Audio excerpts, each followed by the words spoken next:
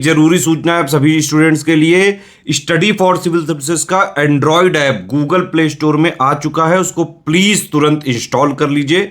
और अगर आप स्टडी फॉर सिविल सर्विसेज के सिर्फ ऐप से कोई भी कोर्स, कोई भी पीडीएफ परचेस करते हैं तो उसमें अप्लाई कूपन, अगर आप ज्ञान सर जो है आप उसमें अप्लाई करते हैं, ये कूपन कोड है, तो उसमें 20% फीस तुरंत माफ हो जाएगी। मतलब 20% डिस्काउंट तुरंत उसमें लग जाएगा।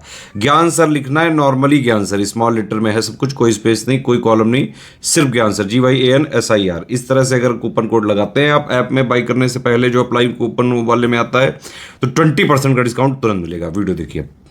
तो दोस्तों एक बार फिर से आपका स्वागत है यूपीपीएससी बेस्ट ऑनलाइन कोचिंग के इस चैनल पर।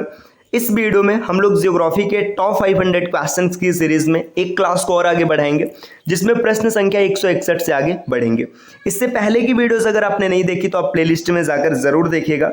यह क्लास सभी प्रकार के स्टेट पीसीएस एग्जाम और वनडे एग्जाम के लिए अत्यंत उपयोगी है। आप किसी भी गवर्नमेंट एग्जाम की प्रिपरेशन कर रहे हैं, यहाँ से आपको फायदा जरूर होगा। तो चलिए दोस्तों शुरू करते हैं अपने प्रश्नों की श्रृंखला को। 161 नंबर का क्वेश्चन दिया है, किम्बरले पठार किस महाद्वीप में स्थित है? ऑस्ट्रेलिया, अफ्रीका, उत्तरी अमेरिका, यूरोप। तो इसका सही विकल्प हो जाएगा ऑस्ट्रेलिया, विकल्प ए। अगले प्रश्न पर आते हैं। Central coffee research institute CCRI किस राज्य में स्थित है? मध्य प्रदेश, महाराष्ट्र, उत्तर प्रदेश, कर्नाटक। तो इसका सही उत्तर होगा विकल्प डी, कर्नाटक। अगले प्रश्न पर आते हैं। प्रश्न संख्या 163। नारायण सरोवर अभयारण्य किसके लिए प्रसिद्ध है? बाघ, एक सींग वाले गैंडा, चिंकारा, सारस। तो नारायण सरोवर अभयारण्य जो प्रसिद्ध है, ये चिंकारा के लिए प्रसिद्ध है। विकल्प सी इस प्रश्न का सही उत्तर बन जाएगा। ये भी पॉइंट याद रखिएगा दोस्तों, नारायण सरोवर अभयारण्य कच्छ, गुजरात में स्थित है। इसे डेजर्ट फॉरेस्ट भी कहा जाता है।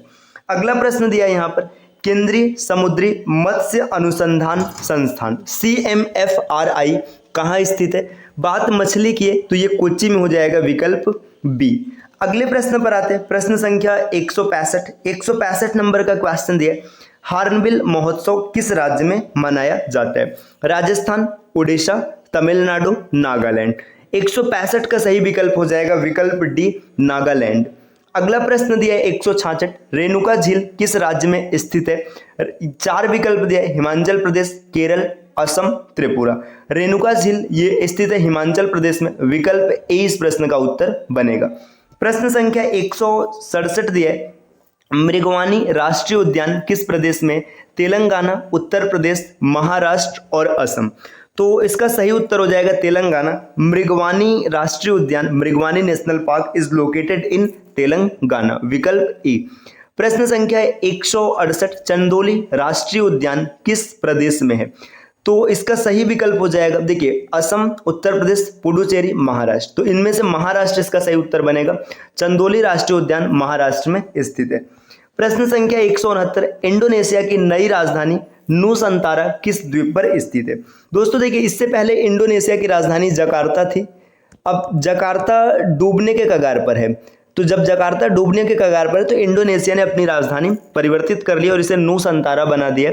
तो नूसंतारा वर्तमान में बोर्नियो द्वीप पर स्थित है। विकल्प ए इस प्रश्न का उत्तर बन जाएगा। यहां से आप अनुमान लगा सकते हैं कि ग्लोबल वार्मिंग किस हद तक नुकसानदायक हो सकते हैं। आज द्वीप जो तटीय देश हैं, जो तट के पास है, समुद्र के पास है, वो डूब रहे हैं। कल को सबका नंबर आएगा। तो इसलिए ग्लोबल वार्मिंग पर कंट्रोल करने की विशेष आवश्यकता है। जितने भी ऐसे स्रोत हैं जिनसे कार्बन का इमिशन होता है, उसे थोड़ा थोड़ा कम कर रहे हैं। पौधे लगाने की आवश्यकता है। इन सब चीजों पर विशेष ध्यान देने की आवश्यकता है। प्रश्न संख्या 170, काल वैसाखी या नॉर्वेस्टर्स में उत्पन्न होते हैं। तो देखिए, यहाँ पे ये आपको बताना है कि जो नॉर्वेस्टर्स है ये कहाँ उत्पन्न होते हैं? तो छोटा नागपुर पठार में। विकल्प ए इस प्रश्न का उत्तर बन जाएगा। प्रश्न संख्या 171, भारत का एकमात्र जिला कौन सी है जिसकी सीमा 4 राज्यों से मिलती है? गाजियाबाद, सोनभद्र, हनुमानगढ़, धौलपुर। तो देखिए, इन विकल्पों में से सोनभद्र सही होगा। विकल्प बी, सोनभद्र भारत का इकलौता जिला है जिसकी सीमा 4 राज्यों से लगती है। सोनभद्र उत्तर प्रदेश का एक जिला है, ये भी याद रखिएगा। अब कौन कौन से ऐसे वे 4 राज्य हैं जिनसे सोनभद्र की सीमा लगती है? तो मध्य प्रदेश, छत्तीसगढ़, झारखंड और बिहार। तो दोस्तों ये 4 हो गए। अगर कभी दिशा वाइज प्रश्न पूछ ले कि किस दिशा में कौन है, तो ये भी याद रखिएगा। मान लीजिए यहाँ पे सोनभद्र है ना, तो इसके उत्तर में उत्तर प्रदेश का मिर्जापुर जिला, इसे याद रखना, मिर्जापुर जिला है ना। अगर दक्षिण की बात किया जाए तो दक्षिण में छत्तीसगढ़ है पूर्व में इसके बिहार और झारखंड है, बिहार है और झारखंड, और पश्चिम में मध्य प्रदेश है। तो ये भी पॉइंट याद रखिएगा। सोनभद्र के उत्तर में मिर्जापुर है, दक्षिण में छत्तीसगढ़ है, पूरब में बिहार और झारखंड है और पश्चिम में मध्य प्रदेश है।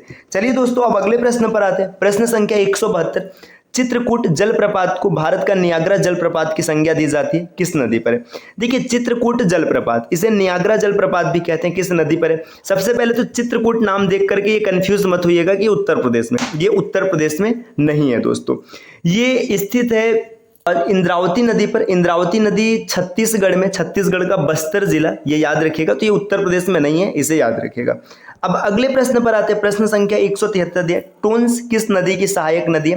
तो टोन्स दामोदर नदी की सहायक है, इसका सही उत्तर हो जाएगा विकल्प बी। दामोदर नदी के बारे में याद रखिएगा, इसे बंगाल का शोक कहा जाता है। अगला प्रश्न दिया है प्रश्न संख्या 174, मूलिंगला दर्रा किस राज्य या केंद्र शासित प्रदेश में? तो मूलिंगला दर्रा ये उत्तराखंड में, विकल्प सी इस क्वेश्चन का सही उत्तर बनेगा। प्रश्न संख्या 175, ग्रेट हिमालयन नेशनल पार्क किस राज्य में स्थित है? Great Himalayan national park Uttarakhand में स्थित है, तो 75 का सही उत्तर बन जाएगा।